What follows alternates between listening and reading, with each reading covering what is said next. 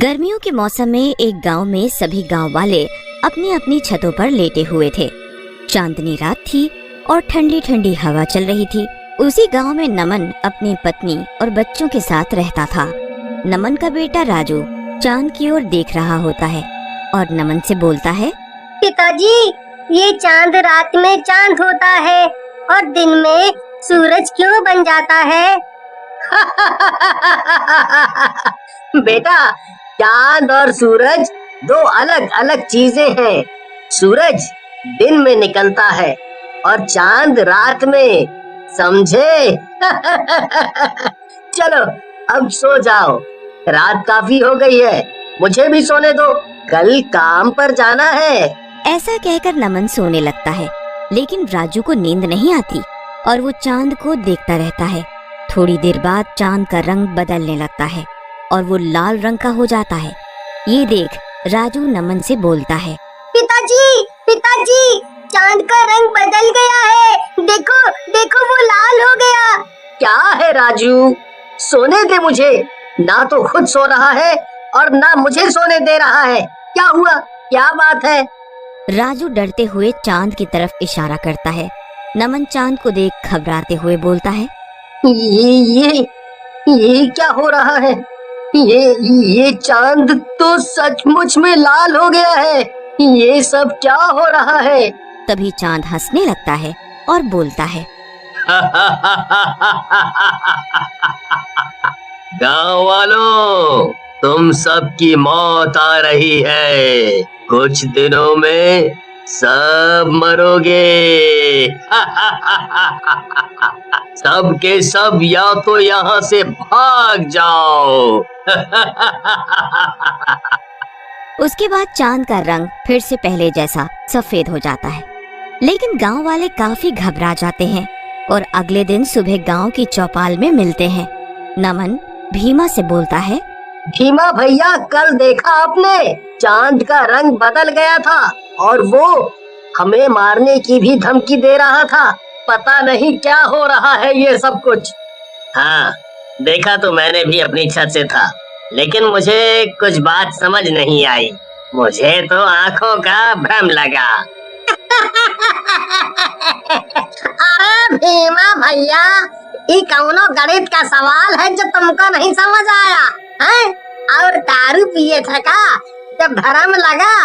अरे वो चंदवा हम लोगों को धमका रहा था सीधा सीधा, और तुम कहा तो कुछ समझ नहीं आया है? अरे इसीलिए तो मैं तुमसे बात नहीं करता पुत्तन, बिल्कुल जाहिल की तरह बात करते हो। अरे तुम दोनों लड़ो मत। एक तो ये चांद की बात से इतना डर लग रहा है और ऊपर से तुम दोनों भी लड़ रहे हो। मैं तो कहता हूँ आज रात का इंतजार करते हैं और अगर कुछ होता है तो कल फिर मिलेंगे और देखेंगे कि क्या करना है। नमन की बात गांव वालों को जम जाती है और वो रात का इंतजार करने लगते हैं। आधी रात होते ही चांद का रंग फिर से बदलने लगता है और थोड़ी ही देर में लाल हो जाता है। गांव वाले अपनी अपनी छतों पर खड़े होकर ये सब देख रहे होते हैं। मुझे देख रहे हो? लगता है मेरी बात तुम लोगों को समझ नहीं आई। लगता है तुम लोग मर के ही मानोगे। चांद की बात सुनकर नमन कहता है, चांद जी, ये हमारा गांव है, हम इसे छोड़कर कहीं नहीं जाएंगे। लेकिन तुम हो कौन? लगता है तुम लोगों ने मरने का ठान लिया है। अगर ऐसा ही है तो ये ही सही। चांद के ऐसा बोलते ही वहाँ जोरों से लाल रंग की बारिश होने लगती है। ये देख गांव वाले घबरा जाते हैं। लेकिन वहीं पर एक शराबी जिसका नाम दिनेश होता है बोलता है, अरे तुम लोग तो कह रहे थे कि लाल रंग की बारिश हो रही है। मुझे तो ये रेड वाइन लग रही है। दिनेश की बीवी सीमा गुस्से में चिल्लाती है और बोलती है, हाय रे, मेरी फूटी किस्मत, कहाँ से मैं इस शराबी के पल्ले पड़ गई। अरे मनहूस, ये शराब नहीं खून है। तुझे खून और शराब में फर्क नहीं पता चलता क्या? हाय रे हाय। सीमा के मुंह से खून का नाम आते ही सब गांव वाले बारिश की बूंदों को हाथ में लेते हैं। वो बूंदे सच में इंसानी खून होता है। अरे ये तो सचमुच में खून है। सब के सब भागो और अपने घरों के अंदर चले जाओ। नमन की बात सुनकर सारे गांव वाले घर के अंदर चले जाते हैं और छिप जाते हैं। रात भर वो खून की बारिश होती रहती है। सुबह होने पर गांव वाले घरों से बाहर निकलते हैं। चारों तरफ खून ही खून होता है। अरे ये सब क्या हो गया?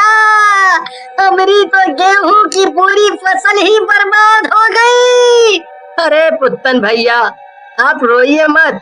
हमारे यहाँ तो चांद और सूरज की पूजा करते हैं, लेकिन ये सब क्या हो रहा है कुछ समझ नहीं आ रहा। हम सब गांव वाले आपके साथ हैं। हमारी भी फसलें खराब हो गई हैं। हमें मिलकर इस समस्या का समाधान निकालना होगा। क्या समाधान निकालोगे नमन तुम? देखा नहीं उस चांद ने हमें क्या कहा है? इस गांव को छोड़कर चले जाओ। भीमा भैया, आपको जाना है तो जाओ। मैं ये गांव छोड़कर कहीं नहीं जाऊंगा। ये मेरा गांव है। मैं एक शैतान से डरकर गांव नहीं छोड़ सकता। ऐसा कहकर नमन वहाँ से चला जाता है। रात होते ही वही खूनी चांद फिर से निकलता है और बोलता है, तुम गांव वाले लगता है ऐसे नहीं जाओगे। अगर ऐसा है तो मरो फिर। ऐसा कहकर चांद फिर से वही खूनी बारिश करने लगता है। गांव वाले पूरी रात घरों में दुबक कर बैठे रहते हैं और सुबह जब सब बाहर निकलते हैं, गांव वाले अपने अपने जानवरों के पास जाते हैं, लेकिन बारिश की वजह से सारे जानवर मर चुके होते हैं। गांव वाले रोने लगते हैं और परेशान हो जाते हैं। नमन भैया, लगता है अपना इस गांव में इतना ही दाना पानी था।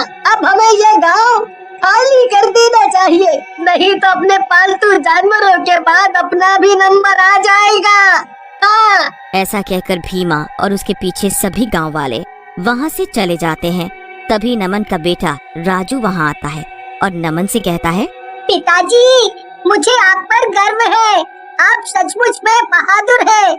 मैं आपके साथ ही रहूंगा। राजू की बात सुनकर नमन को हिम्मत आ जाती है और वो गांव से दूर एक जंगल में एक साधु बाबा के पास जाता है। साधु बाबा नमन को देखकर मुस्कुराने लगते हैं और बोलते हैं, आओ नमन बेटा, आओ। इस दिन का तो मैं कई वर्षों से इंतजार कर रहा था। बाबा, आप मुझे कैसे जानते हैं? आप और मैं तो पहले कभी नहीं मिले। नमन बेटा, मैं तो तुम्हें तुम्हारे पिछले जन्म से जानता हूँ। ये सब जो हो रहा है तुम्हारे पिछले जन्मों का परिणाम है। दरअसल तुम पिछले जन्म में इस गांव के राजा थे और ये चांद रूपी शैतान जो है वो दूसरे राज्य का राजा था। लेकिन बाबा, अगर ये मर गया था तो ये चांद कैसे बन गया? लगता है नमन बेटा तुमने मेरी पूरी बात नहीं सुनी।